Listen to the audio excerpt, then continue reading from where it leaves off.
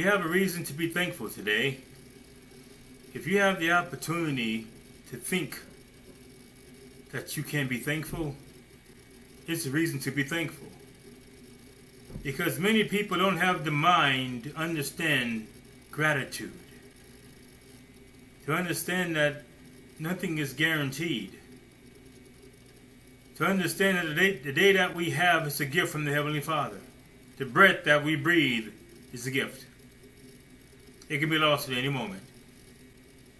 And then we'll understand the value of things. You know, like your health going bad. One minute you're feeling real good, you take it for granted. And you play, and now you're hurting. Don't brush your teeth, that type of concept. You have a reason to be thankful today. It is written in the Word of our Heavenly Father, in all things give thanks. Give thanks. Because it didn't have to be so. You didn't have to have that experience. You didn't have to have that opportunity. But today there's a word I'm inspired to share with you. It's a word that has been hidden for some time, camouflaged, but must now be revealed for the manifestation of the sons. Those who have chose to obey the word of the Heavenly Father over the word of the world and the flesh and all the other opinions thereof. The word today is about grace. The grace of the Heavenly Father. You may say, we know what that means. Amazing grace. What makes it amazing? Have you ever asked the Heavenly Father what grace is? It's something I believe we would need to know if it's recorded in the Word of the Heavenly Father that a man had a problem and he came to the Father. He says, Father, I have a thorn in my flesh. And the Father replied back, my grace is sufficient. This is something we need to understand. What is this grace? I'm sure with the mind the Father has given me, I went to the Father with many concerns of the weaknesses that I've seen within this flesh and the war of my soul to not be a part of it. And then I inquired, you see, your grace is sufficient, Father? What is it? What is this grace that is sufficient?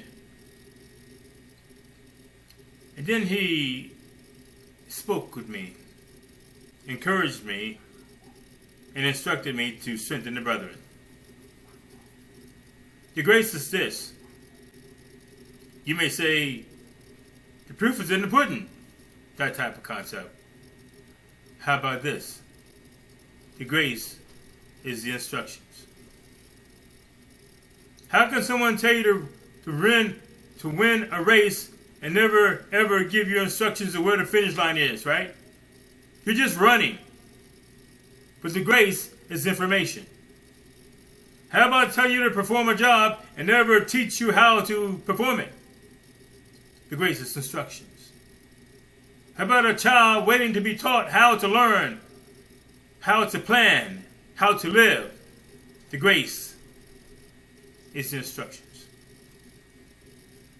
It's written out throughout the entire word of men who found grace with the Father. What is the grace? Instructions. Without the instructions, we are lost.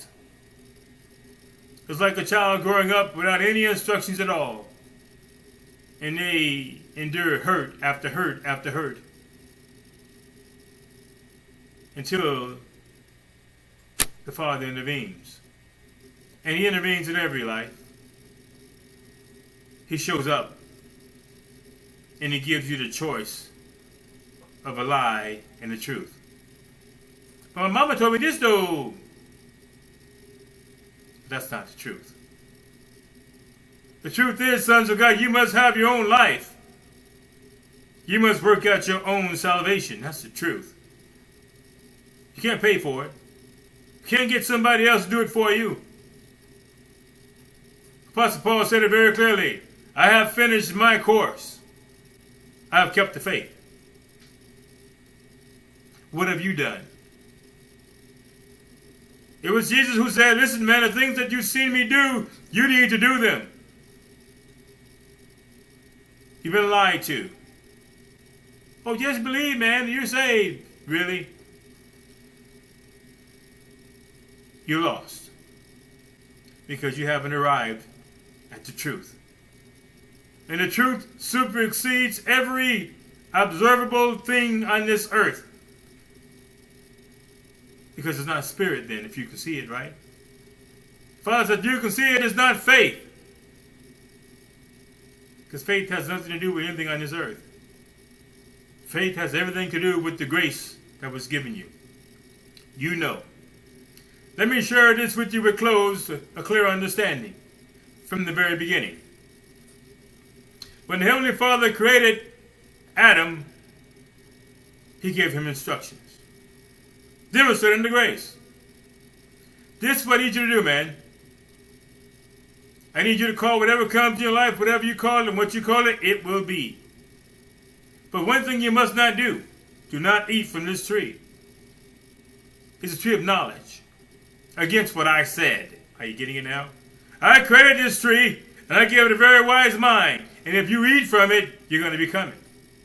Where's the tree, you may say? You are the tree. What do you mean? The temple of the Heavenly Father is within the flesh. I put my presence within the flesh. Now you have to work it out from the inside out. And your flesh will talk to you every single time. And it's a very powerful creature. Because it deals with feelings. I'm feeling this way, I'm feeling that way, and there you are. Never ever endure the fight of overcoming the feelings. You're more than an overcomer. What do you think that means? You have to walk toward the Red Sea type of concept. Get in the lion's den type of concept. Shake the snake that bit you on the arm that was venomous into the fire type of concept. You got to walk into a wilderness land of people depending on you for food and water and speak to a rock. Speak to a rock in the middle of the wilderness. But you would not. Today, there's a choice on the table. Your choice is very clear. Follow the instructions or not. That's it. You can follow the recommendations. There's a whole bunch of them there. You can follow your flesh. Good luck with that one. You'll be hurting until you leave this earth. Because hurting is in the mind. You have to change your mind about it. And then it has to go. But if you wrestle with it, it's going to be there until you leave this earth. You'll be laughing, ha ha, hee hee, until you start crying. And you will cry. And you know I'm telling you the truth. Those of you who chose the way of the flesh. No grace there, is it? People stop loving you, don't they? People will lie to you, won't they? They'll be mean to you, won't they? They'll take from you, won't they? They will abuse you. Because the grace is not there. The grace is in the word of the Heavenly Father. This is why He said, do not be unequally yoked. Because you get caught up in the flesh and find yourself going backwards fast. Talking about nothing. Doing nothing. Feeling nothing. And there you go. Stinking. Until you go back to the dust. And your soul will go with you. Because you was not reborn. Reborn? Yes, reborn! Ask any person who endured birth of a child. I haven't. But the Father took me and He helped me understand the agony of a birth. What do you mean? He took me into a vision. And He had me walk up behind this porcupine that was resting. And I had a long needle. And I stuck that porcupine in the butt. And that porcupine jumped up. Ouch! What did you do that for? I said, man, I didn't know you can feel that. You got all these thorns sticking out of you. Then He took me again, very quickly, to a caterpillar. And stuck up behind the caterpillar, and I stuck him with the same thorn. And that caterpillar said, ouch! What you do that for? That hurts. I said, I know you have feelings, man. I just watched you turn to a butterfly, change your entire identity. You mean to tell me there was pain there? Yes, sir. Excruciating pain. Change is in the bed of pain.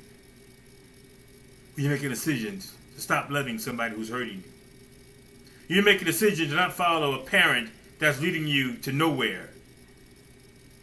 When you make a decision to leave a friend that has you playing and not learning and not growing. It's painful. But change is a must. From glory to glory, you must be renewed. Or else, good luck. You're in the grace, or you'll soon be in the grave. Let me say that again. Be in the grace, or soon be in the grave. You've heard my Father's voice. Will grace be your choice? If not, good luck. Go in the truth, or die in the lie.